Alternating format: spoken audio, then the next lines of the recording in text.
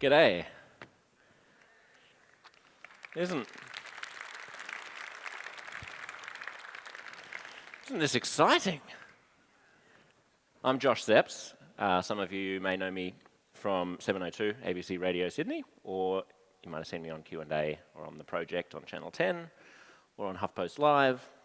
I'm sure you're all fans of my Radio National show, The People Versus, which, I'm sure you're all aware, Season 2 begins today at 4, so you're obviously going to have to leave here, go and listen to my Radio National show, and then come back at 5. The conversations that you're about to hear are part of something unique in intellectual life.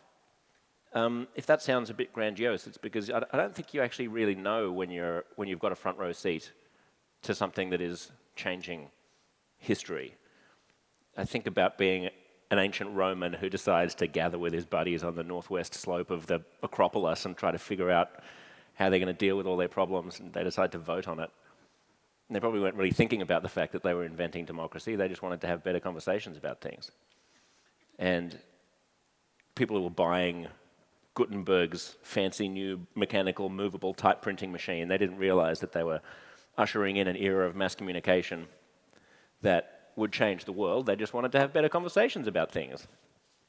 And I sometimes wonder whether part of what's happening at the moment with this sort of ragtag bunch of dissenting intellectuals who spurn the dogmas of left and right and use the internet and podcasting and publishing and now live events like this one to have debates that nobody else is having, whether or not this is also something that, in slow motion, in a way that we can't really quite see, is changing the landscape of public thought, even though what we think we're doing is just trying to have better conversations.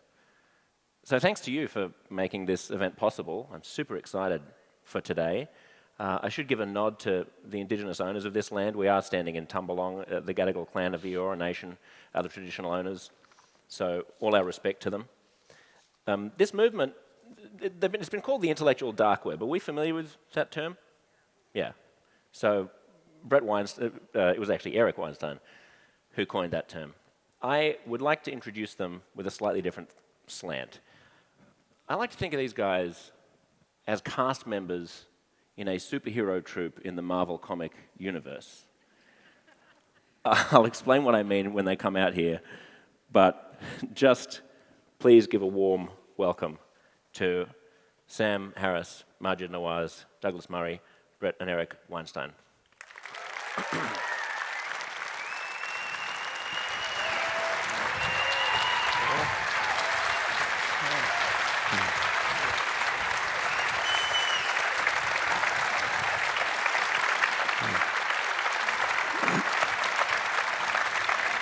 you.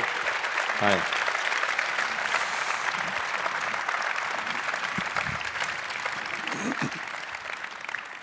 So much like the Avengers, these are the rationalists.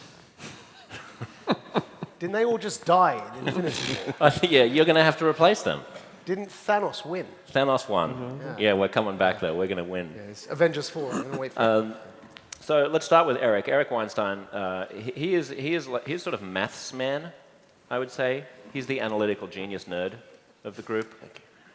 He's the managing director of Peter Thiel's investment firm. He always shows up to a fight armed with an intellectual ray gun that cooks any half-baked, foggy-headed idea into a steaming pile of molten ones and zeros.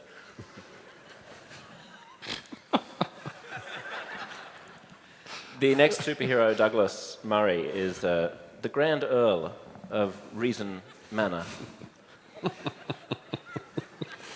A dapper Elizabethan gentleman, deeply concerned with the fate of Her Majesty's Western civilization. He's the Associate Director of the Henry Jackson Society, Associate Editor of The Spectator magazine, who floors his enemies with an Etonian, Oscar Wildean quip, and where possible, with a poisoned pot of Earl Grey tea. Maajid Nawaz is the superhero group's wolf in sheep's clothing. He's a former Islamist who spent 5 years in an Egyptian prison before having a change of heart and founding Quilliam, a counter-terrorism think tank, which challenges the Islamist narrative. His Marvel comic superpower is being a shape-shifting, pro-Muslim, anti-Muslim pro-extremist, anti-extremist, liberal, conservative, white, brown, person of colour, and non-colour, Uncle Tom, terrorist, non-terrorists. You can add millionaire to that one as well. Sam Harris is the group's neuroscientist, atheist, podcaster, philosopher king, who has never seen a bolt of lightning he didn't want to touch. Sometimes wondering why he bothers. For better or worse. Yeah. He's an alchemist who inhales the bullshit of identity politics and unreason and emits fresh and fragrant fart clouds of independent thought and blunt reasonableness. Forgive me if I don't use that as a blurb on my next. I'm having business cards printed up, Sam. And lastly, Bret Weinstein, Eric's brother, is an evolutionary biologist with many profound insights into human behavior, social relationships, and tribalism. He resigned from Evergreen State College last year after a national furor over his refusal not to come to campus in solidarity with black something or other. You can think of him, I like to think of him as the Ant-Man to his brother's X-Man. A buzzing, sniping, well-wishing biologist, in contrast to a hard-headed reason demon. Please welcome them all to Sydney. Thank you.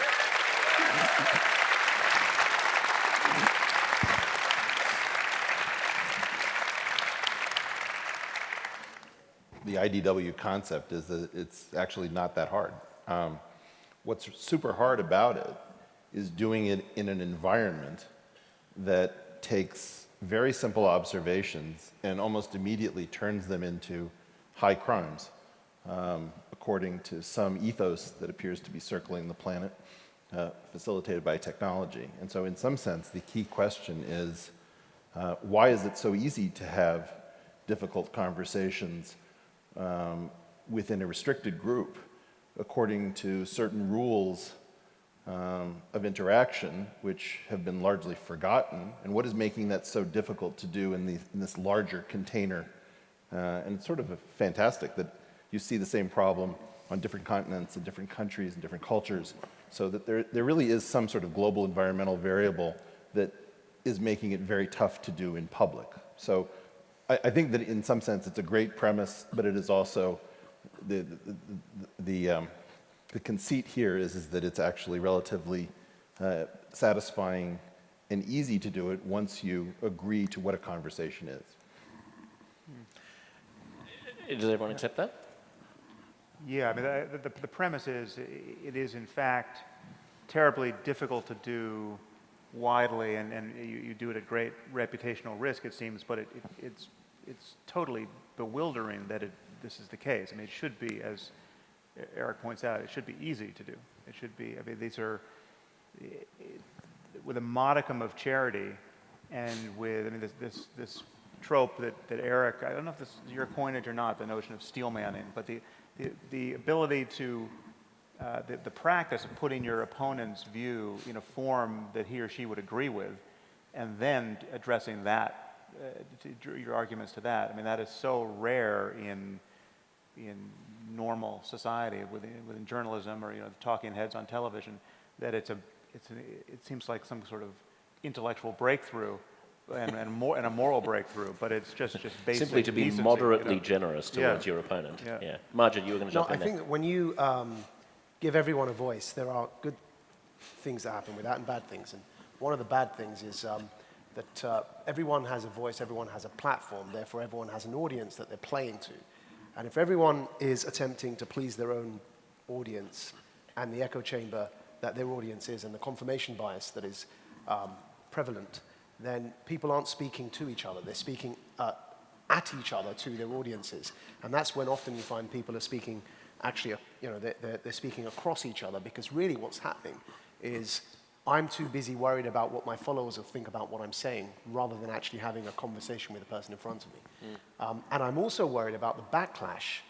And I'm also worried about the backlash if I say something I want to say from my followers or from other people's followers. So I notice there's also hypocrisy in that. So often the backlash is weaponized for political purposes. And so if you compare, let's say, Roseanne Barr and something she said on Twitter with, say, this lady Yong on the New York Times editorial board. What's her first name? Forgive me. Sarah, right?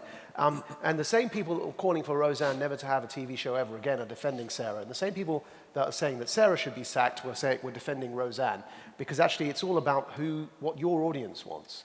And you cannot have a civilized conversation if that's what your thought process is, and if everyone, therefore, is playing to their audiences rather than actually having a conversation with the person in front of them. Let's address, sorry, do you want to jump in there? Yeah, Brett? I did.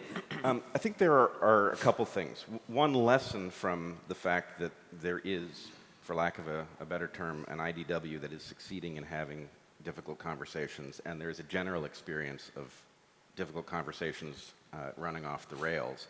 You can tell that there must be something distinct, and you can pretty well infer that it's going to be the need to do something counterintuitive.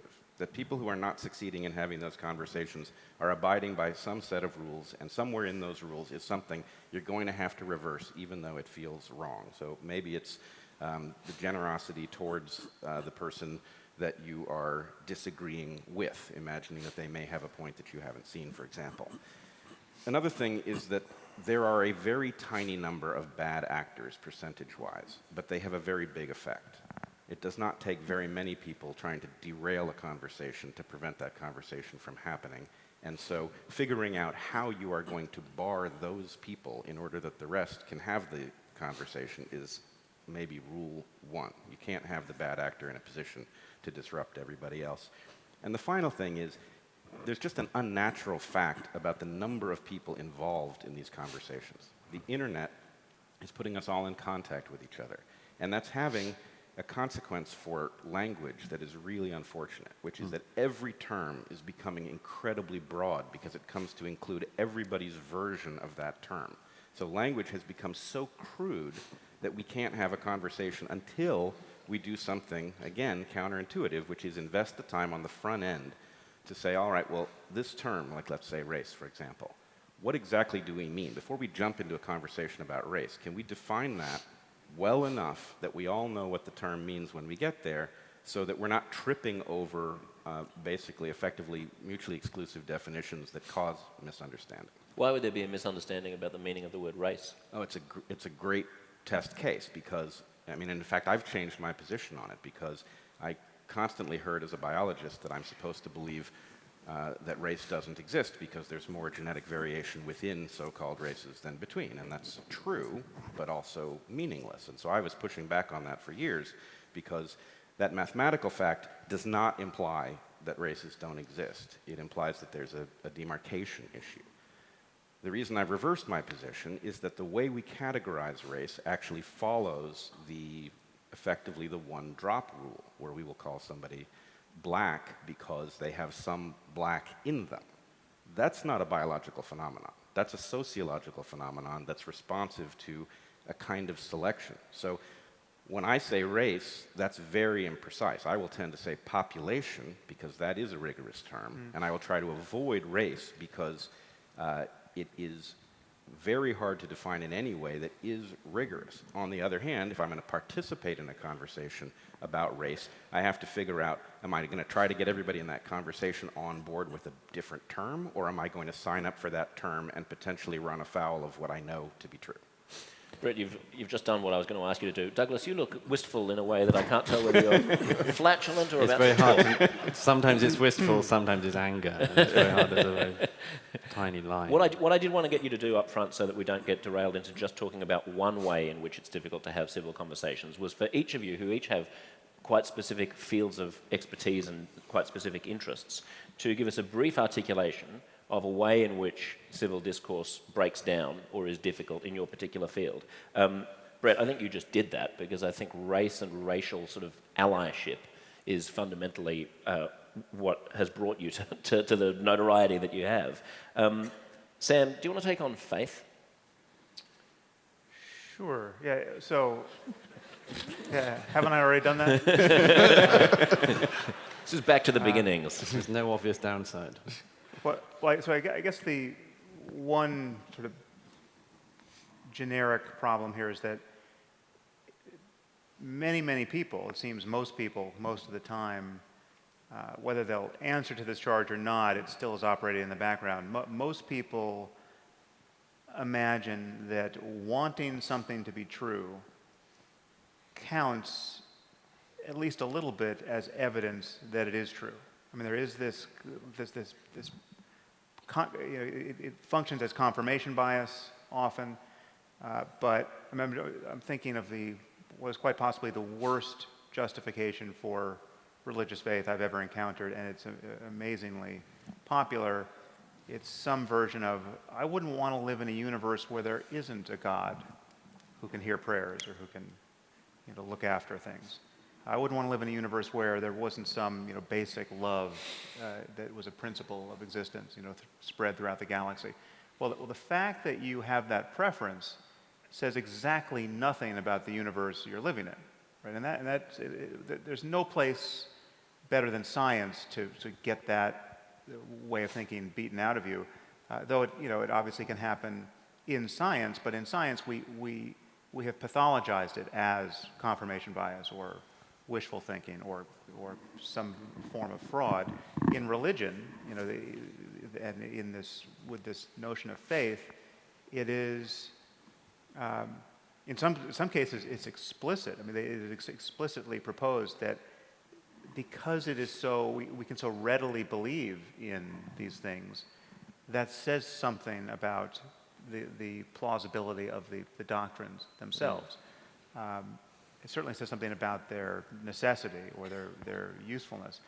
So I think the universal solvent that first has to be applied is differentiating what you have good reason to believe from what you otherwise would hope is true, wish weren't true, etc. And and this is why Pascal's wager, while it has done immense work in our conversation about religion for a few hundred years, has never made any sense. I mean, to consciously adopt a belief because it might be good for you to believe such a thing is not something we should be able to do. I mean, in order to actually believe a proposition to be true, you have to believe that you stand in some relationship to the fact such that if it weren't true, you wouldn't believe it.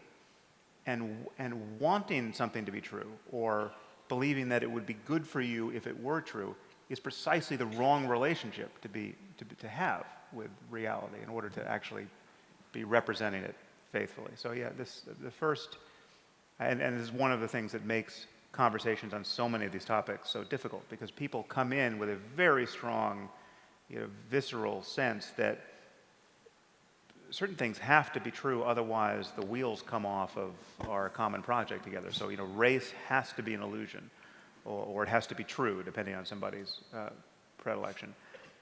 Systemic racism has to account for all of the differences we see in outcomes for people. Otherwise, something horrible that we can't begin to talk about will be true.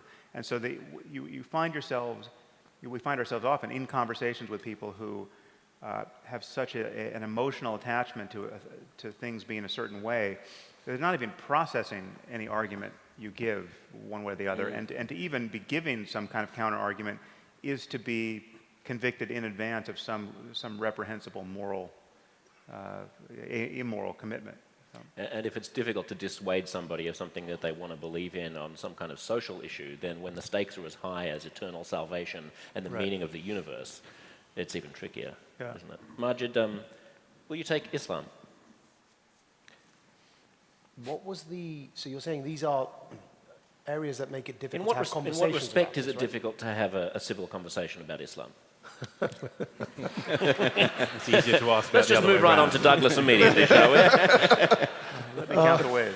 So it's often said when you're at a family dinner that the easiest way to torpedo the conversation is to talk about religion or politics. And I just happen to have to, as a professional hazard, speak about both and their intersection on a daily basis. And Islam happens to be probably today the most difficult religion in terms of its relationship with the world. And I say today as a qualifier because it's obviously there's nothing, I think, predetermined for that to remain this way forever. But that's where we are at the moment. And so your introduction pretty much summed it up. I, up until recently, thank you very much, SPLC, up until recently was listed on both sides of the Atlantic on 2 separate lists for attempting to have this conversation. Some of you probably have heard of the SPLC debacle. For them, victory for me. Just explain it, Maajid. So,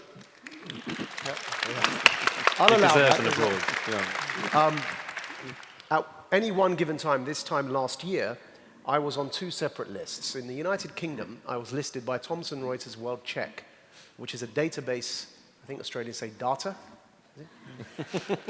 We will understand. We have television here. Shall I slow down and use subtitles? So it's a database that banks, border agencies, and all types of corporates, accountancy firms subscribe to do background checks on the person that they're servicing, right? So if you're going to an accountancy firm, they want to know if you're involved in financial terrorism. If you are, they don't want to do your accounts. If you go to a bank, likewise, they don't want you to bank with them if you're involved in financial terrorism.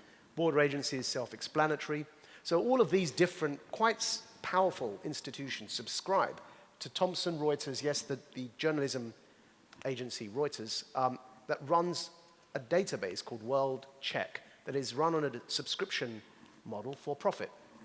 And for some reason, I found myself under the category red terrorism designation of this Thomson Reuters World Check database. So in the United Kingdom, I was listed under a category red terrorism designation, which meant bank accounts were shut down. It meant I had trouble at borders, and it meant that accountancy firms were refusing to work with me. And yet at the same time, so this is Muslim terrorism, right, listed. At the same exact time, across the Atlantic in the United States of America, I was listed by the Southern Poverty Law Center as an anti-Muslim extremist. And so these 2 lists were going side by side. And it got to a point where, as you can imagine, both are very powerful and influential organizations. The Southern Poverty Law Center was used by the FBI. It was, of course, it's the organization that George Clooney gave $1 million to, and Tim Cook, head of Apple, gave $2 million to. That means $3 million, which eventually I won when I sued them. I actually won $3.4 million because they offered me $3 million. I said no, and then I made $400,000 in a day. Somehow I think you're not going to get an Apple commercial out of this. So, now, I also sued the Thomson Reuters World Check, but actually, in the United Kingdom, when you sue for defamation, Douglas, just in case it ever happens to you, you've got to sue in America, right? Because though it's harder to prove, it's actually, you win a lot more. So I only got 40,000 for Thomson Reuters World Check, pounds sterling. But the point being, seriously, is that You're getting dinner, Maajid. I became tired of, I was unable to move, because you can imagine, these lists, I mean, so SPLC had its power, its influence, and people were listening to it. And World Check is what it is. Banks, accountancy firms, I had bank accounts, literally bank accounts were shut down. It became very difficult for me to operate. And when you get to that stage, using the law to sue for defamation is usually, it's a last recourse because it's high risk. Imagine I'd lost that case in the Southern Poverty Law Center. People would then forever say, look, he is an anti-Muslim extremist because he sued them and he lost. It's a very high-risk strategy. But in the end, of course, I'm vindicated on both sides. But that kind of symbolizes, I think, this example symbolizes what's wrong with this conversation. That you try and have a reasonable conversation. And people that know Quilliam's work will know that to categorize me as a Muslim terrorist is just absurd. And also, people that know that I continue to identify as a Muslim, to categorize me as an anti-Muslim is absurd. And if I am not safe from that kind of absurdity, then try and get a normal everyday person to have this conversation, who doesn't have the access to those resources, who doesn't want to basically play Russian roulette with whether they're going to win a court case or not, and forever be tarnished if they lose, And then imagine how difficult it is for the average person here to have that conversation that we're saying we should all be having, and get away without being harmed. Or just ostracized from the room that you happen to be having the conversation in, or hounded on Twitter until you leave that dreadful platform. Douglas, why don't you take immigration? Sure. Let me start by with saying something. I wanted to chip in on your previous question, which is some of the reasons why it's hard. And let me start with this one. It's 18 years since I wrote my first book, and something in my own professional life, I'm not that old, but something in my own professional life has very fundamentally changed in that time. And I've been trying to work out how to sum it up, and it's something like this. I was, when I started becoming a writer, aware that to be a writer or to be a good writer, you should make sure that you write in such a way that no honest critic can misrepresent what you have said. That if you're a public speaker, no honest critic could misrepresent honestly the content of your speech. And something has changed. I think it's information technology, social media, and more. Something has changed in the last couple of decades to get us to the situation I would now summarize as everyone who writes and speaks in public has to write and speak in a manner that ensures that a dishonest critic couldn't dishonestly misrepresent what you've said, which basically cannot be done. It's an almost impossible task. And I try to resist this as a writer and try to continue to say what I think, but even I'm aware of occasions when I might shave something off. An example. Self-censor. Yeah, I mean, there's an example, let me give you one just quite recently. Some years ago at a friend's memorial service, a great son of this country, Barry Humphries, was giving a eulogy, and he read a poem, and it's one of the only times I've burst out laughing at a memorial service. Barry Humphries read this poem that our late friend had wanted him to read, and it was an E. E. Cummings poem, and it was sort of 4 lines, and it made no sense, and all of us sitting in the congregation were sort of... Anyhow, Barry Humphries read these 4 lines, and then at the end said, "I've no idea what that poem means." But he said, if there's anyone here who does understand and can tell me, I will give them a box of black magic chocolates.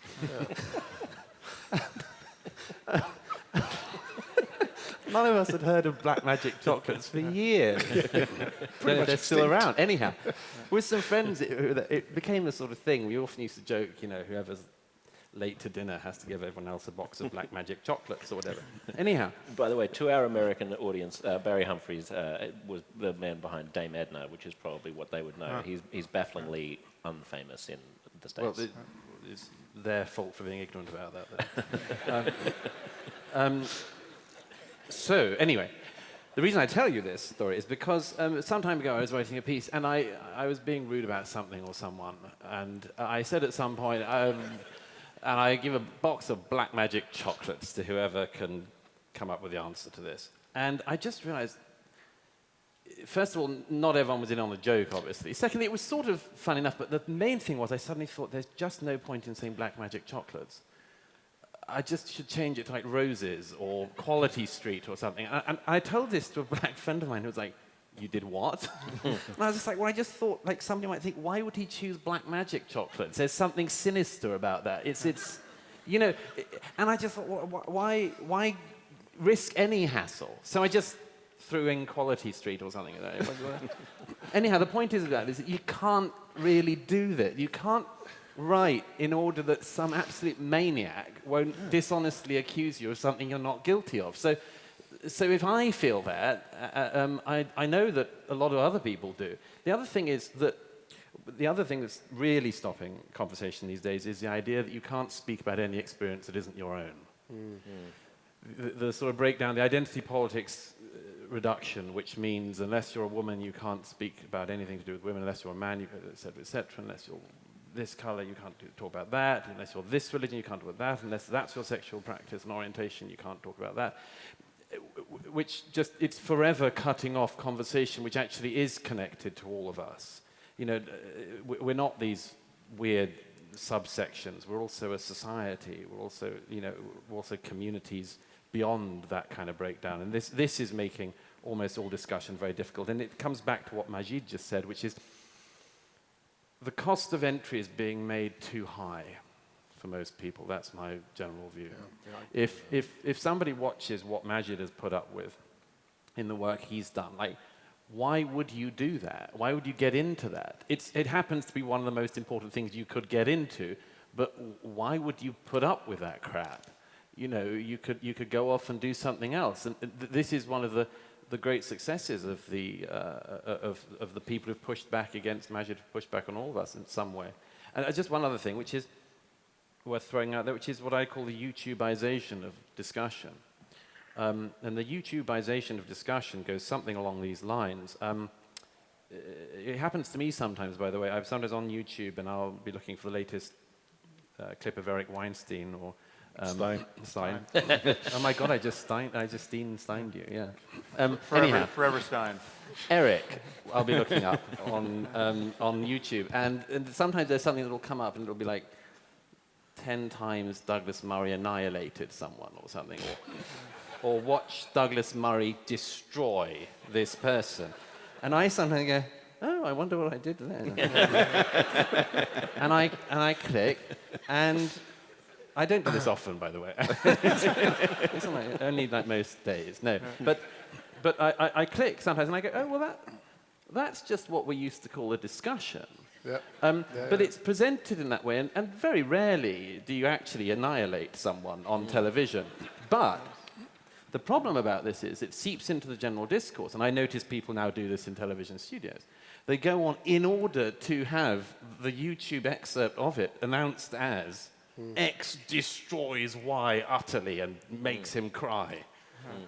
And most discussion isn't like that. But in your case, it really is. Oh, well.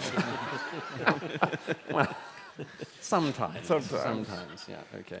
Anyhow, but that makes it very difficult as well, because people, as somebody said, are auditioning for another medium.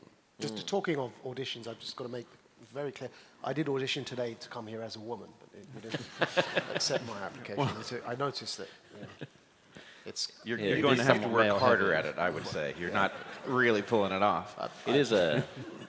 You can transition at any point in this conversation. Precisely. That's what's going to give it the gender balance. Good.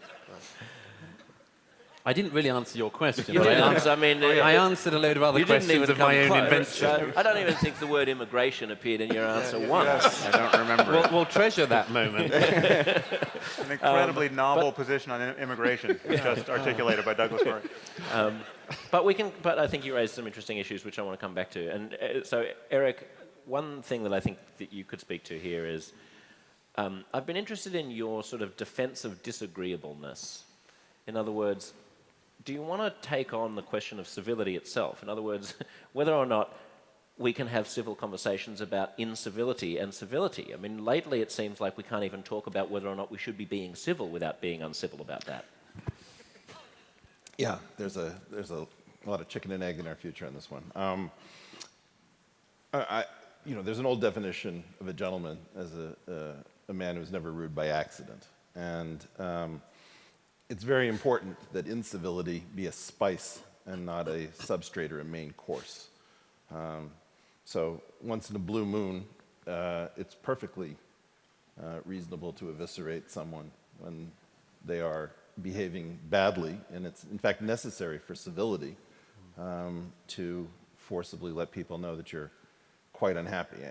I think that the bigger issue here has to do with something that, like, what really can't we talk about? If you think about what happened in medicine, we had this concept of iatrogenic outcomes, where the harm was done by the hospital, the healer, the nurse, the medicine. And there was a tremendous amount of harm done by people in the healing professions. And this was very confusing. It's a kind of societal autoimmune disease. You want medicine, you want hospitals, you want healers, and in fact they were doing a tremendous amount of harm, and it was very difficult to talk to your priestly class and say, wow, you guys are totally out of control and you're killing people like crazy. What is making this so difficult is what I would call journogenic effects. That is, everything that we do passes through this kind of sense-making apparatus.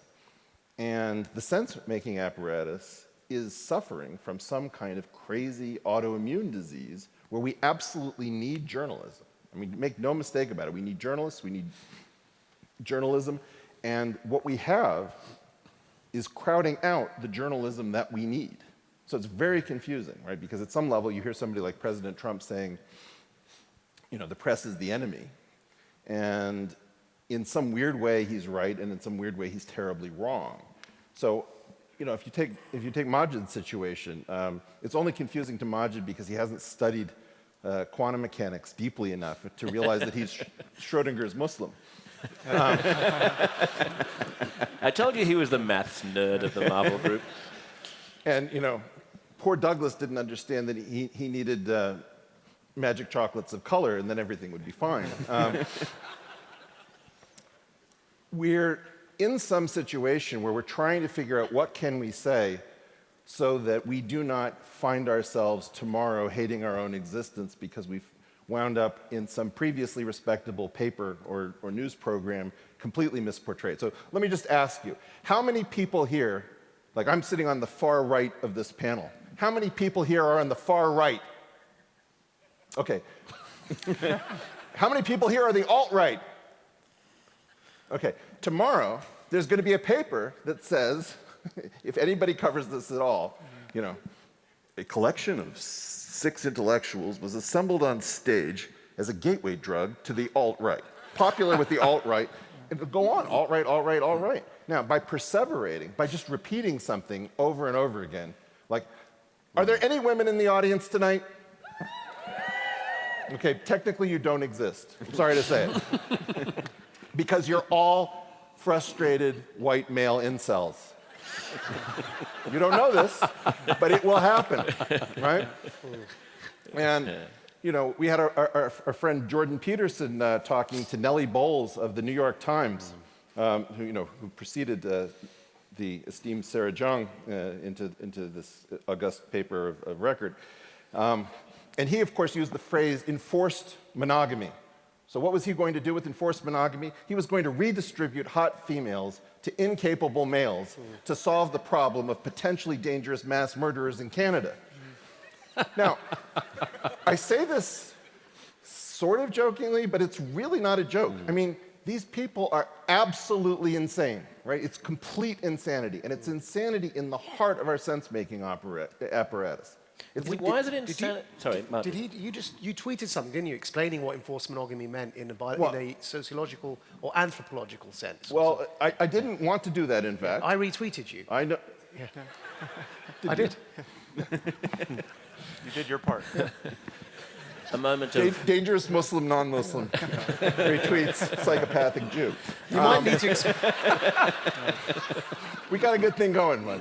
So in this situation, what I did was I said, you know, enforced monogamy is not unknown to evolutionary theory, but it's certainly a term that I've heard before, I guess it's coming out of anthropology. So I figured the New York Times would probably have used this exact reserved term. So all I did was put in the reserved term in quotes, enforced monogamy. Sure enough, I get 2 results, both of them positive, from previous articles in the New York Times, one of which was talking about reforms in Afghanistan, which were pro-female, and the other one was talking about breeding in fruit flies, which was, again, you know, extended to the idea that this would be a positive thing. So these people are on both sides of the aisle. The real thing that's happening is that you have this thing which I call the alt-right, with W-R-I-T-E, right? And what it does is it takes this alternate sense-making collective, which is what I think the intellectual dark web is, and it misportrays it because it's not reporting on us. It says, oh, you're a competitor. We have a job to do, which is to take you out. And the whole problem of this thing is they didn't count on a large collection of people who disagree about very many things, who have different shades, different genders, different sexual orientations, getting along, and shoving a middle finger in their face and saying, you're not getting away with this. And furthermore, what we're finding out, we are just the advanced wing of this group that you all are, right? This is what I call IDW Nation. It's people, it's people who are coming, you're all over the world, we can have meetups, people can find each other. There's no reason to continue to live in fear of what I call the Chihuahua effect, which Bret was talking about, you've got this tiny number of very vocal, annoying people. I mean, I did a poll on Twitter, and I said, if you have an issue between gender and sex, and you have two groups that could adjudicate it, one is gender studies and one is biology, who would you trust? Well, 50% of the comments are like, oh my God, you don't even get the difference between gender and sex, you're so offensive, you're so backward, thanks grandpa, blah, blah, blah. Also comments about my hair, which I really don't understand. The only thing is that 50% of the comments didn't correspond to the 60,000 people who wrote in, where only 5% of them trusted gender studies over biology, right? So this is the whole thing, is that you're living in a gaslit illusion. And the big problem is you've lost your sense-making apparatus. Now, we are not set up to cover the world's news. We're not set up to teach full courses at a university. That may happen at some point. But fundamentally, what we're trying to do is take back the sense-making apparatus. And what you really need to do is to look for this journogenic corruption of sense-making, because it's a tiny network of people that has crawled into your sense-making apparatus the way a hermit crab crawls into a shell that you already know. Well, it's got a new inhabitant, and it's going to derange everything if you continue to let it. And what all I ask is, take the 5% of you that are the bravest, that are the most financially secure, and raise your voices. This can be the nucleation event where, this is the largest public gathering of us that has ever taken place. Thank you, Australia. Let this be the nucleating event. And this is what will take back this journogenic harm that is coming out of our organs that should be giving us sense, but are actually giving us nonsense and deranging us as Iago deranged Othello against Desdemona. God, I love these people. We're a very Shakespearean country. I would just wonder whether or not the failings of the conventional mainstream media that you call insane and you seem to think occur out of a sort of sense of feeling threatened by the conversations that you guys are having, are actually better attributable just to mediocrity, groupthink, and laziness and sloppiness. I mean, as someone who works in the establishment professional media myself, in that article that you were alluding to with Jordan in the New York Times, the journalist didn't even explain why she thought that enforced monogamy would be a bad thing. She wrote, "I scoffed and laughed because it's all so absurd." I'm paraphrasing, but that was the sort of the gist of the line. And then she didn't go on to explain why it's absurd. She assumes that every single person reading that is automatically going to agree with her and just be laughing and scoffing. Well, I wasn't laughing and scoffing. I wanted to know what she thought. If she wants to tell me that it's absurd, then she has to explain why it's absurd. To me, that is just the assumption that that everyone agrees with you, and you're blind to your own bubble. It's not feeling threatened. I'm sorry. So you want to know about disagreeability? I want to take the other side of this. Yeah, go for counterpart. it. Yeah. No, this lady first called up Bret, and then she called up me, and she had something that she really wanted to write. She wanted to write about MRAs, right? Now, I did not know what an MRA was, and she said, well, of course, you're an important MRA. And I said, I don't even own a gun. And she said, no, not National Rifle Association, Men's Right Advocate. I said, huh? Or activist, or something. I don't even know what it is, right? Okay. So the point is, we have an ugly suit, and we'd like to fit you into it. And the answer is, well, I decline. I do not wish to wear your ugly suit. Well, you can't do that. We're the New York Times, and we're the paper of record. And my feeling is, no, you're just some lady, and you're not really particularly good at what it is that you do, and that's your problem. Now, in the case of Ezra Klein, he just gave a defense of Sarah Jong. And I did not know this. Boy, did I learn a lot from this article. I really... Also, just to people who haven't been following the Sarah Jong thing, or who aren't on Twitter quite as much as we are, or who are listening in the future... How many of you guys have heard about Sarah Jong? You're raising your hands. I can't see anything. Shout. Who wants to explain it briefly? Sarah Jong, we did not know. She came out of, I guess, Vox, The Vox group. I mean, just keeping it very brief, she's someone who the New York Times has Hired hired to the the editorial editorial board, one of the most important positions in terms of shaping the opinion of the paper. And it turned out that over the course of some years, several years ago, she tweeted things that were anti-white racism. Things like all white men, I think, should Cancel die. all white people. Kill all white men and stuff like that, which basically apparently means... Well, and what I was going to get at is she came out of some group that was like snarky, and sassy. And snarky and sassy meant that you had like hashtag kill all men. And haha, okay, well, you could say, well, hashtag Pepe, well, no, Pepe is horrible. Pepe is a threat to democracy. So designated as a hate symbol by the SPLC, I'll have you know. It's true. By the way, you have to get me in on this racket because I really need $3 million. But Pepe is now... But what we're learning about is that fundamentally these people see this as they've been in this little sort of sub-society, which is like witty and snarky to them, and they are highly empathic with themselves, and they're completely they have no empathy for anyone else. So if you make any joke that isn't from their collective, they just think this is the worst thing. And they want to tell us that we all need to be more empathic in the way that they are empathic, which is to transfer empathy from everybody in society evenly and invested in a tiny number of people who've won the intersectional Olympics over oppression, and to take it away from everybody else who might be worthy. Well, when you start to make these kinds of defenses, it is transparently obvious that you're not playing a fair game, right? You're admitting, when you're up for kill all men as a hashtag, which is like, okay, that's mildly offensive and that she probably shouldn't have done it, but then somebody else makes black magic chocolates and they need to be guillotined. This is prima facie obvious. I want to remind people that in the United States, we begin important documents like, we hold these truths to be self-evident. We don't explain these things. This is beneath analysis. This is transparently obvious. There are some places where you just set a recursion limit and you say, if you're going around saying kill all men and you're also trying to enforce microaggressions that they be stopped, that is the end of the argument. That is, you have effectively tapped out in the language of adult conversation. And what we don't know is how this network has remained in these organs when they are effectively saying, we are completely full of it and cannot be trusted. I want to explore this, this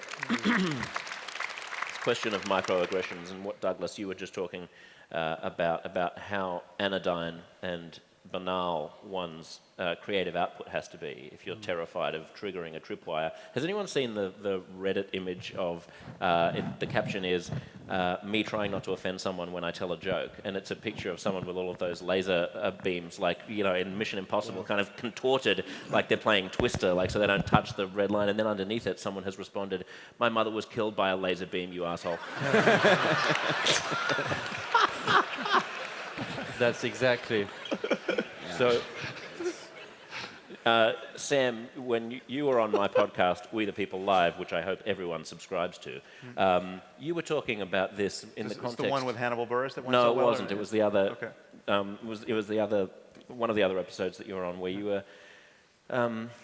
I was running you through some memes. If you do a Google image search for Sam Harris, what comes up are just a treasure trove of photos of him looking sinister, maybe with red, maybe like turned red with there's blood coming down your face or something, and things that you've said that people regard as being totally outrageous. Right. And I sort of read some of these things. You can see I've been following Douglas's advice quite well. Yeah, and saying the thing that can't be misrepresented.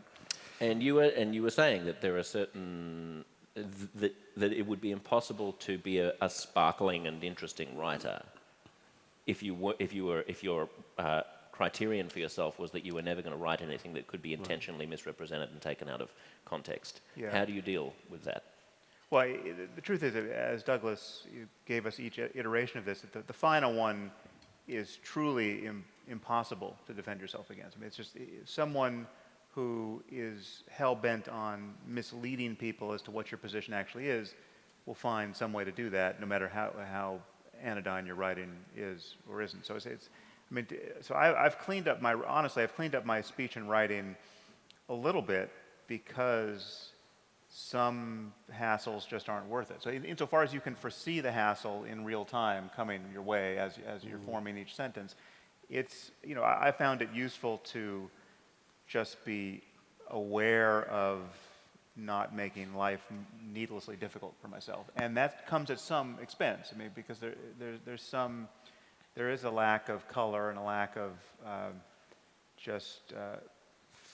fun and freedom in the act of communication. When you can assume a modicum of intelligence and goodwill from on the part of your audience, and you can assume that the people who are following the plot will defend you adequately against the people who are maliciously misrepresenting you, well, then you're kind of free to just to have fun on the high wire a little bit. But it's becoming, it's gotten so bad with respect to my podcast that there are people who will edit the audio of my podcast so as to make it sound like I'm saying the opposite of what I was saying in context. So it's just, and then there are people who will broadcast those edits to millions of people, and there is no defense against that except to have a large enough audience that cares to push back against it, so that there's this kind of ambient groan whenever that happens, and people notice. But it's a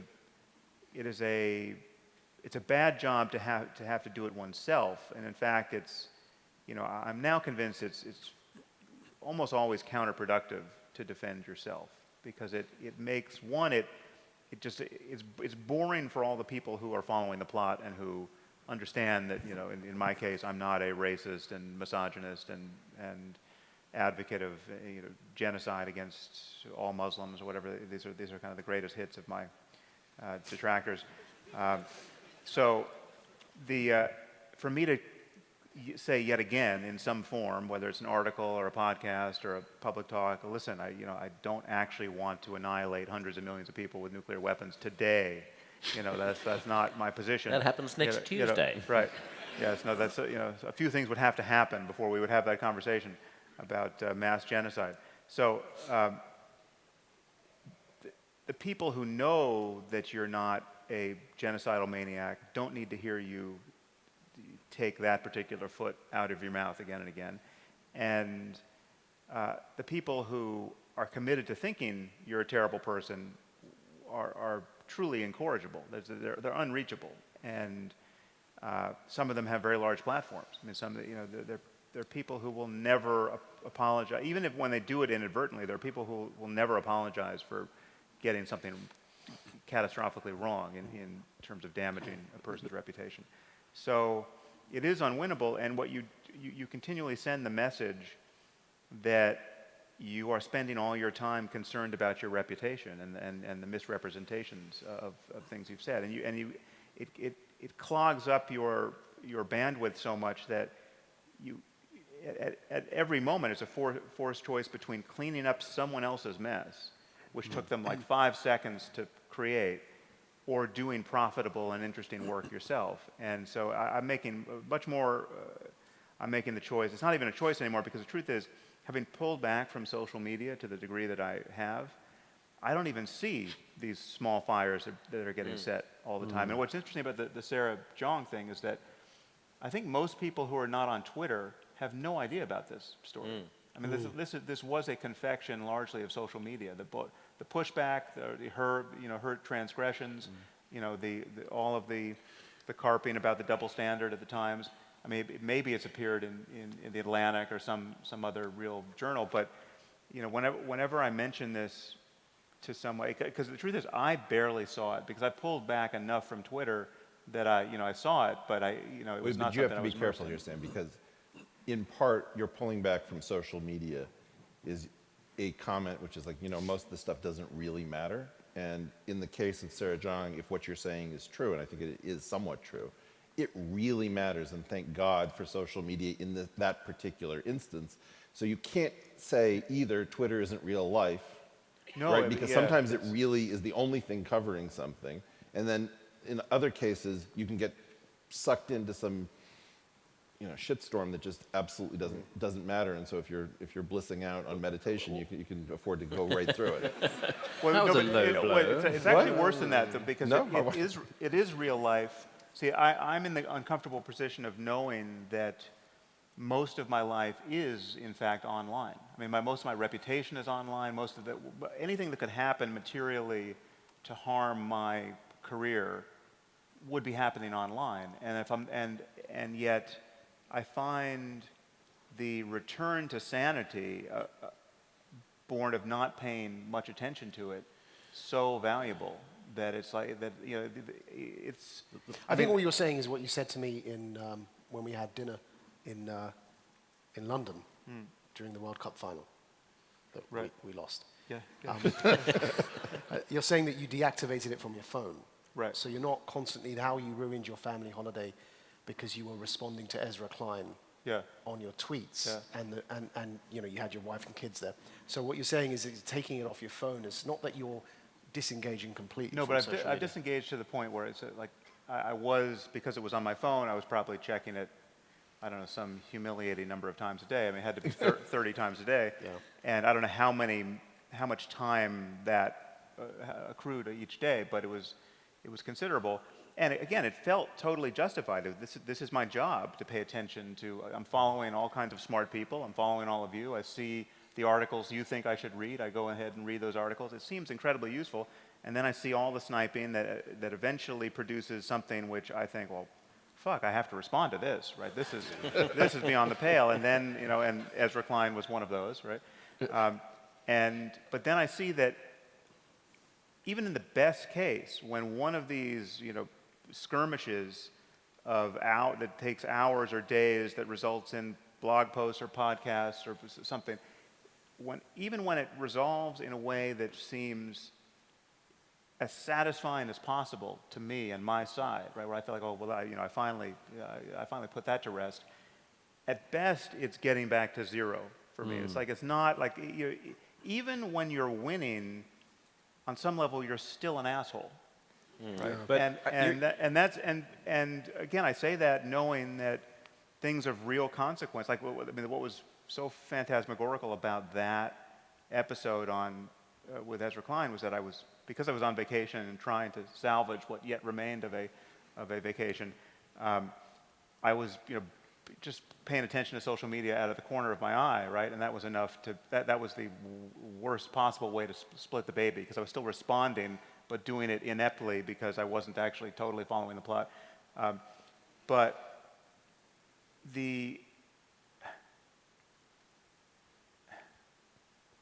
now I've actually lost the plot in my own head. Can I? Can I just, Brett, jump in and then Douglas. Go for 'cause it. you've been So waiting. I want to try to synthesize a little bit of what I think we're learning here, because there's a big punchline, and it has to do with the fact that social media and YouTube are so new that we don't yet know the rules of how to wisely interact with these things. And so I think you're soon to discover that you've solved one problem and you will have created another, and when it comes for you, you're going to figure out how to navigate. Right. Before you jump in, let me just finish the thing I forgot to say, is that I then had the surreal experience because I was not paying attention to social media, and I was, quote, living in the real world, right? So now I'm back at the pool with my family, and everything is fine, I think. But now I'm getting emails from people who I haven't heard from in a very long time, saying, I just wanted to reach out and say, I'm so sorry this is happening to you. Right, and those are very ominous emails, especially when you're not paying attention. there's I'm a at the type of beach. friend who will always alert you to a bad review. I'm so sorry to see. Brett, just finish that thought. Yeah, so I just wanted to say, Maajid and Douglas both said something resonated very strongly for me, which is, if I am endangered by saying these things, what is it like for somebody who doesn't have the position that I have to say them? And I went through this exact thing. When I decided to challenge the phony equity coalition at Evergreen, I thought explicitly, I discussed with Heather the fact that I believed my record was so clean on the topic of race, and that I had everything I needed to defend myself, that I was in fact safe enough to take the risk.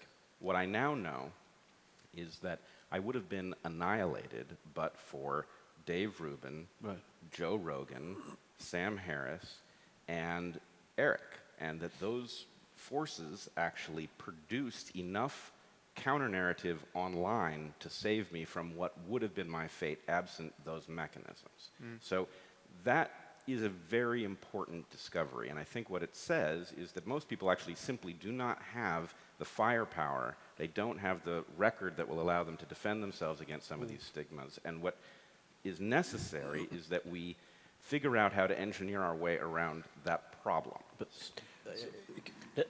Douglas has been, Yeah. waiting patiently, No, Just to say, looking at me. I was about to make the same point as Brett was going to make, but just to refine it this way, I mean, the reason why so many people are going mad is, yes, we haven't found a way to deal with speaking to the world. I mean, it is impossible to find a manner of speaking which could simultaneously be you and a few people in a room, you and the people at your dinner, and possibly everyone in the world. It's jokes are the most obvious one. There is no joke so funny that it can be repeated to everybody in the world all the time. Forever. Forever. Yeah. And if there's, and we all know most jokes have some edge somewhere.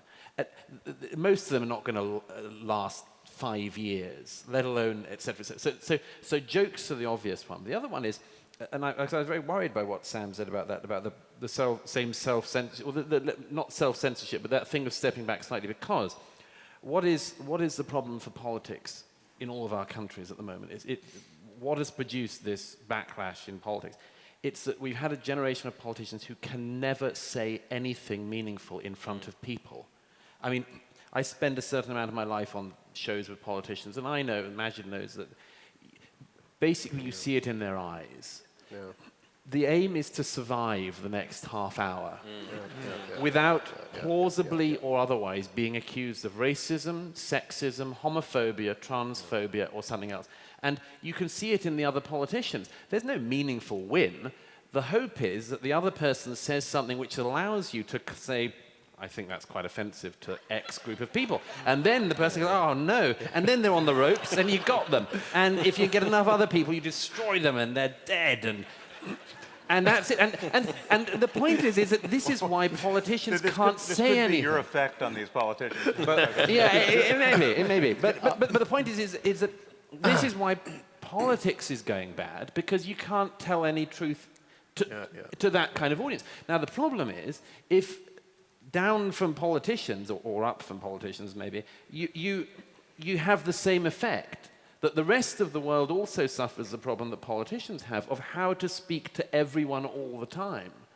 There's a reason for this, right? So that's a perfect segue to what I was going to say, actually, so thank you, because actually politicians, the reason that happens to politicians, if you go back to what I was saying earlier about everyone speaking to their audience and worrying that their audience will turn against them online, well, if you think about that with your social media followings and not wanting to lose followers and not wanting the mob to turn against you on social media, politicians have for a long time been living that because we live in democracies. And so the politician is constantly worried about the mob turning against them. And what's happened with social media is all of us have become small p politicians because we all have a following and we all have an audience and we don't want that mob to turn against us as they would a politician after a 5-year term. So now all of us are in danger of becoming that boring politician that doesn't say anything interesting because we're trying to offend the least amount of people when we speak. Now, this is why I wanted to just very quickly, I know you want to come back into this, mention an example that is particular to the UK, but you may have heard of. So our former Foreign Secretary, Boris Johnson, who's now not the Foreign Secretary, but is positioning or jockeying to be something or the other in the nation. No one really knows what Boris thinks. I think we all think he wants to be Prime Minister. But So, formerly at Douglas's... my first editor. Yeah, magazine of repute. So Boris Johnson has said something. If I were sitting in front of you here today on this stage, wearing a full black burqa and a niqab covering my face veil, and the only thing you could see of me were my eyes, you probably wouldn't be too happy. Unless you would transition to being a woman before. I was about to say, not because, of course, most of you may want to see my face, but actually because when you communicate with somebody on stage, a large part of communication is facial expressions and body language. And if I'm concealing all of that from you, and the only thing you're hearing is a muffled voice coming through, behind a veil like this, then of course it interferes with the communication. Now, there's nothing controversial in what I've just said at all, right? You probably want to see the person you're speaking to. But a word Eric used earlier, we're living in a gaslit world. So that phrase, gaslighting, when I'm telling you that what you know for a fact to be the reality isn't actually the reality, and instead I'm making you question your sanity because you're seeing the reality in a different way.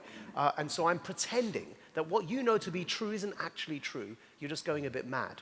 We all know it's true that when you're talking to somebody, you want to see their face, their body language, and their facial expressions. We all know that intuitively. And so along comes Boris Johnson, and he says something, frankly, a bit, bombastic, using his typical bombastic style, and he compares women in face veils to what we say in England is letterboxes. I think the Americans call them mailboxes. I don't know what Australians refer to them as. Well, now you put me on the spot. What do we call them? Right? You know where you Letterbox, slide right? the letter into the slot? Yeah, letterbox. Yeah, right? Yeah. So he uses this phrase. Now, this is, keep in mind, somebody wants to be prime minister, certainly former foreign secretary, he's a senior politician in the country. And the backlash has been unbelievable, to the point where the head of the London Metropolitan Police, the largest police services in the UK, Cressida Dick, she referred the London Metropolitan Police to investigate as to whether this was a criminal offence. Yeah. And the incredibly scary news is that the London Metropolitan Police reported back to the head of their police force, Cressida Dick, and said, we've looked into this, and there's currently insufficient evidence to prosecute Boris Johnson for a criminal offence. The fact that it even came to that question is what would the worries offence me. be, Maajid? Hate speech. It would have been hate speech. By the way, I did a debate at the East London Mosque about 5 years ago, which is widely regarded as being fairly radical in the UK. And it was on this, and the entire audience were niqabis and were wearing burqas. Yep. And I made the point quite often. I just didn't know who was speaking, and I thought it was quite a relevant point because like I don't know where, who, we got somewhere.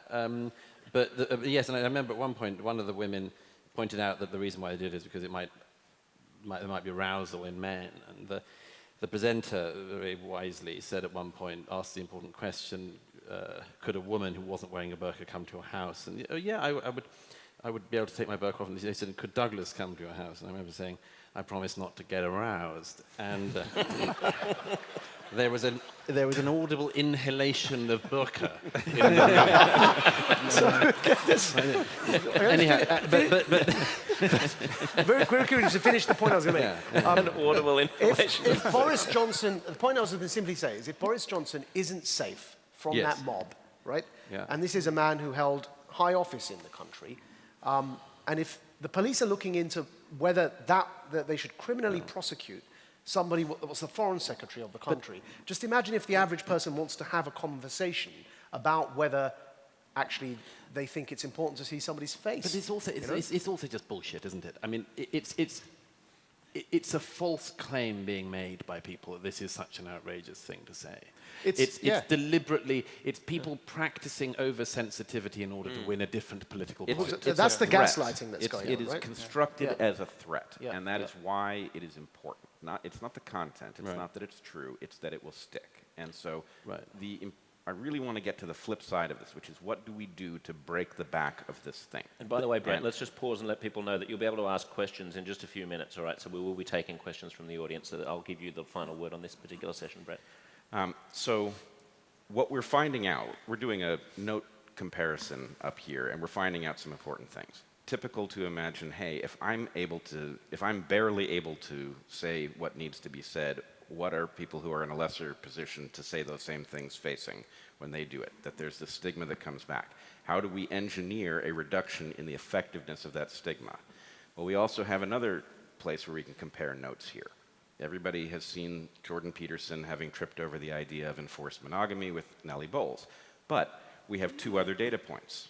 Eric and I both talked to Nellie. She tried to get each of us to acknowledge that we were MRAs. I don't remember if I even knew what the term was, as Eric did not know, but the fact that she went through 3 members of the so-called IDW looking for somebody she could get to sign up for some position that would seem frightening, and finally landed on Jordan Peterson, who was maybe slightly less careful, tells you that this was not a journalist. This was somebody looking to establish a story that would stigmatize in this case, Jordan, the whole IDW. So you're getting a peek into what the mechanism is and how it functions. Now, how would you fight something like that? You would, A, take people who are in the strongest position to say difficult things, and they can provide cover for people who are in a slightly less strong position. So what you want is for safety to spread, because ultimately what breaks the back of this thing is numbers. It's large numbers of people saying, that's bullshit, right? So if we can get there, it'll be a whole different landscape. Now, in terms of social media, we've got two things. We've got, or maybe it's three. We've got the huge danger of getting sucked in, ruining your family vacation, losing your actual quality of life to this thing that can suck up all your time.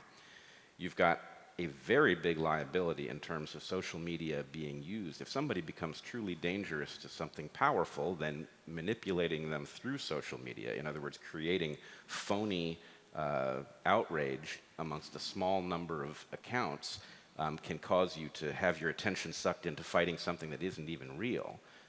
But there is also a solution in social media to these problems. In other words, my experience of thinking I was safe enough to fight the phony equity coalition, discovering that in fact I wasn't anywhere near safe enough, absent the help of people who had a bigger following who could stamp out the fake narrative that I was a racist. So that kind of thing is the mechanism that we want to spread, which is to rescue honorable people from this phony outrage, from fake threats, stigma, all of these things, such that people in general can get back to a life where you are free to make a joke. And you are free to make a joke and discover, actually, that one's a little over the line. I regret it, but it's not like a revelation about some deep defect. So I would say, at some level, I think we're learning the rules of a brand new landscape, and those rules are bound to be more interesting than we think. But there's a lot to be worried about. Jon Stewart used to say that when he would interview Hillary Clinton, after asking a question, you could see her brain buffering to try to figure out whether or not she was going to say something that could even remotely be interpreted as being as giving offense to anybody. And you're sort of terrifying me that maybe we're all going to become Hillary Clintons in that respect. Let's take some questions from the audience. If you do have a question, can you come up to the microphone? And just a reminder, if you keep it concise, everyone will love you, and if you ramble, everyone will hate you. And also, questions end in question marks. They're not biographies. Yes, go for it over here. I organise an IDW meetup in Sydney, for anyone. And the next topic that we're going to be discussing is gender. And as part of that, one of the people said they're going to bring along a person who is an activist of the, LGBTQI, ABCD, whatever. And I made the very simple rule that if you want to come, you have to answer with arguments and not slurs. So is that a fair rule? And if yes or no, how do we stop becoming a kind of an echo chamber or strawman, the kind of identitarian arguments within this group of people? Well, one request, can we bring up the house lights a little bit so we can see? Do they want to say who the question's for, or is it just open? Yeah, why don't you take your pick? Who would you like to answer it? Because all of them could. Oh, okay. Whoever jumps in Eeny, first. meeny, miny, moe. Can I give one possibility? Because obviously this is a subject which is a more considerable landmine than many others as an issue. I think that one of the most important ground rules is this. You have to say, stop equating speech and violence. Stop saying, in all of this stuff, we need to find a way to think out loud. Okay, in a group like you're describing, or any other group, we have to find a way to think out loud and to try stuff out. Sometimes it will be wrong, often it'll be right, and so on, but we have to be able to have that ability.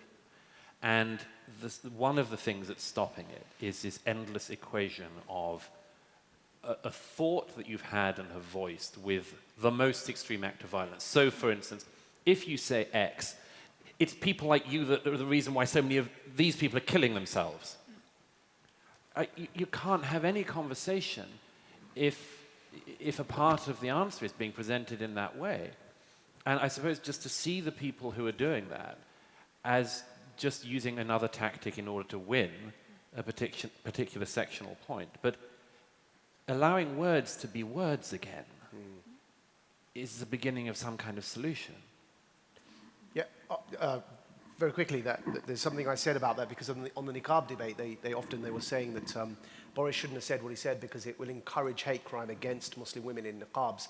Now, I'm often repeat this mantra that I came up with, that no idea is above scrutiny and no person should be beneath dignity. And I'm all for protecting the dignity of the woman inside the veil while criticizing and even mocking the fact that she has to cover her face because somehow her beauty needs to be kept wrapped up like a sweet, which is the analogy often given in mosques. Now, if you follow this principle that you can't say something because it encourages hate crime against the person you're speaking about, you can't be critical of their ideas, you could apply it both ways. So I said that I put up a status, and it's like, if we can't speak about Muslim fundamentalism because it can be used, our critique of Muslim fundamentalism can be used to encourage hate crime against Muslims, then let's not also speak about anti-Muslim bigotry, because jihadists use that to recruit people to kill non-Muslims. It's a very real thing. Jihadists are killing non-Muslims, and they use Islamophobia, I don't like that phrase, they use Islamophobia as an excuse to recruit people. So likewise, we shouldn't speak about discrimination against Muslims either, because we're encouraging hate crime. And so in the end, what we find is that we can't say anything. We want to just shut up and not speak. Well, that's the aim. That is indeed. So I've just got to say, don't allow for anyone to tell you that when discussing ideas, you shouldn't talk about them because what somebody else might do. Of course, everyone's individually responsible. We have to be responsible for how we speak about our own ideas, but not for how other people abuse what we're trying to say. And I'll shut up on this point, which is I'm a bit wary about using the phrase intellectual dark web to describe anything about ourselves. And I'm here because I like these guys. I don't know, that's pretty much it. But that's exactly the way they talk on the intellectual dark web. If I could throw in something super quick. Eric coined it. I think it's your fault. Is it? Yeah, I'm up for you doing this IDW thing. The simple thing I would say is if you go to an amusement park, you might see a sign that says you have to be this healthy to be on this ride. And so fundamentally, if the issue is going to come out that it's a question of compassion, you have to say, look, you have to be healthy enough in order to come to this meetup in order that you can participate in a discussion. And our compassion for you suggests that if you're not that healthy, we would prefer that you not attend the meeting so that you can care for yourself and hopefully nurse yourself to a point where you can actually handle some ideas that could be precursor to something dangerous. There's no way to avoid having saltpeter in the world because it can be a precursor to black powder. So you're totally within your rights to do that and do it from a position of compassion.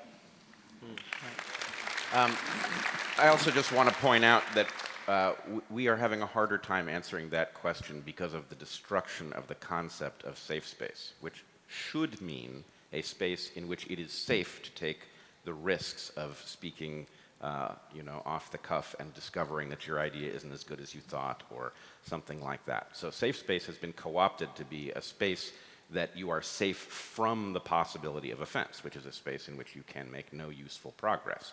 But it should be recaptured and turned into a space in which you can take risks, and it is safe enough for you to do that, and that's really, I think, what you're looking to create, and it's a good thing. And if the question is about how to deal with someone who you're bringing in order to advocate on behalf of minority sexualities, then I think that comes also back to the point that's been made several times about it not necessarily being necessary to be a member of that minority in order to be able to speak cohesively about it or convincingly about it. 1/3 of this panel is gay, and Douglas, you and I would probably agree that you can be a charitable person towards gay people and you can be pro-gay rights without being gay, and the idea that you have to be gay in order to understand how to have compassion and understanding towards LGBT people is crazy. Next question? Well, first of all, thank you all for coming. Really appreciate it. Well, thank you all for coming, seriously. So I thought I'd give this opportunity to ask a question from a friend of mine who's overseas and obviously couldn't make it to here. He says, I'm a liberal, secular, it's probably more for you, Maajid. I'm a liberal and secular guy born in Egypt but raised in the West. I'm always torn between returning to Egypt and helping to bring the political and cultural religious revolution that I want to live in, or staying in the West where I know I'll be happy and safe. What advice do you have for someone who desperately wants to fix the many problems in his country and make the world a better and more peaceful place, but isn't brave enough to go back there and do it himself. Is there anything I can do from a safe distance? There's lots he can do. I wouldn't advise he go to Egypt. Clearly, I've been in jail in Egypt, and I wouldn't want him to suffer the same fate. Egypt, currently under Sisi, has regressed when it comes to human rights and clamping down on dissent. And they are worse than they were under Mubarak, who jailed us. So probably what he can do is a serious need for is stuff that's already being discussed in English by liberal reforming Muslims and ex-Muslims who are developing their own platforms, and there are conversations that are occurring across boundaries and countries. There's a desperate need for that to be translated into Arabic and disseminated online to the Arabic-speaking world. And that's where he could be of real use. Thank you. Next question. Yes, I wanted to ask Maajid, when it comes to coming up with liberal interpretations, either your work or Islamic scholars, do you find that you are able to believe the more liberal interpretation as sincerely as the more obvious literal one? And if not, are you ever sort of forced to, I don't want to say cynically, but sort of pretty up the clause, or do you just have to excise Allah's words altogether? Well, I'm quite open about my lack of devotion to any religion, and so I don't necessarily have to refer to a book to tell me it's wrong to murder a baby or rape a child. I kind of know that from inside myself and my moral compass. What I try and do is defer in recognizing the pragmatic necessity for that kind of dialogue and discourse to happen in countries like Pakistan or Saudi Arabia, where if you take some of the stances I take, you're probably going to get killed before you finish your sentence. And so there is only, to my view, there's a pragmatic way forward, and that is to have that conversation within a certain discourse that is tolerated. You cannot remove the blasphemy law in Pakistan without having a religious conversation, because it's justified using religion. And if you try and circumvent that, they will kill you. And even the governor of Punjab, which is the country's most populous province, wasn't safe from the assassin's bullet. His own bodyguard shot him 9 times and killed him.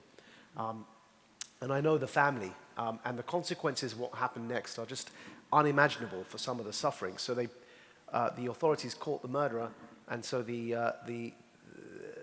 jihadists decided to kidnap his son after having murdered the father, and then said, if you don't release the murderer, we'll kill the son as well. So in a context like that, where the governor of the wealthiest and most strongest province wasn't safe from the assassin's bullet, the only way you can have that conversation in this current climate is to speak in a language and a discourse that is tolerated. I don't do that, but at Quilliam, we have theologians that do that. And so, of course, that brings me to the second part of your question, which is, do they believe in some of the liberal interpretations that they advocate? I think that we discussed this in our book. I think that more important than whether they do or not, because I don't know what's inside their hearts, more important is the promotion of multiple interpretations, including conservative interpretations. The nature of Islam, Sunni Islam in particular, is that there's no church, there's no hierarchy, there's no clergy in Sunni Islam, which is 80% of Islam in the world. And so if we can approach it in a way, forgive the phrase, death by 1,000 cuts, I'm not advocating killing religion, though I'm sure Sam would be happy with that. I'm going to tweet about it. But that's something to take out of context for me. But if you look at that phrase, death by 1,000 cuts, the idea is if we can promote a multiplicity of interpretations, that develops a form of theological pluralism. The only system that we've come up with as humanity that can cater for that is secularism. Because theocracy, by definition, wants to pick the correct interpretation and enforce it. Now, if you've got Sunni Islam doesn't have a clergy, that doesn't make sense. Because if you don't have a clergy, you will have multiple interpretations. And the only kind of system that can cater for that, as I say, is secularism. And I think that's what I'm advocating. It's a political argument for a tolerance of a multiplicity of interpretations. Thank you. Yeah. Yeah, hi. A bit closer.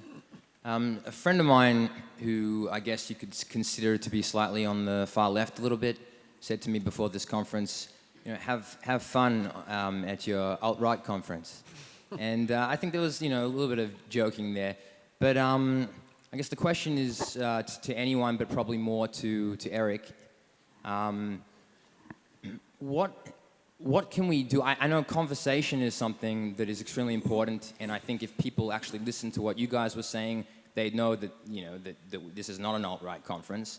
I think there's a certain percentage of people that because of what they already think about your reputation and what they've heard, they're not really going to listen to the things that you guys are saying and some of us are saying. So the question, I guess, is, and I heard Eric sort of raise this topic in, I think it was a Dave Rubin talk, but the question is, what can we do, what can you guys do to actually show people, without them having to listen to you, but to actually do things to show them that not only when you're not alt-right, but you guys are the furthest thing from the alt-right.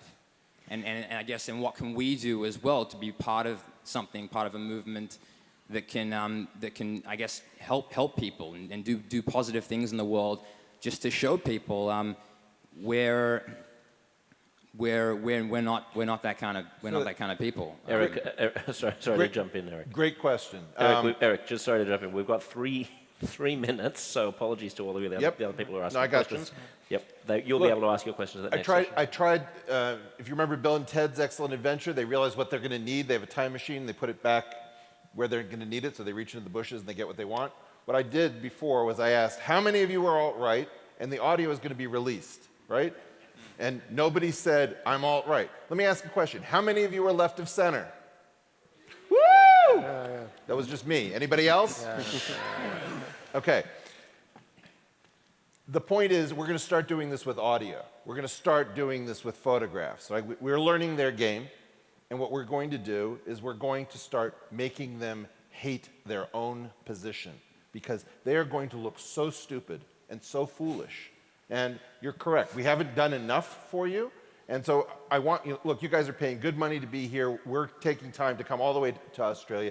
Ask us these questions. What do you need to fight back? So I'm trying to do some audio for you so that in the future, you can point to this exact place and say, you're full of shit. There is just no truth in what you're saying.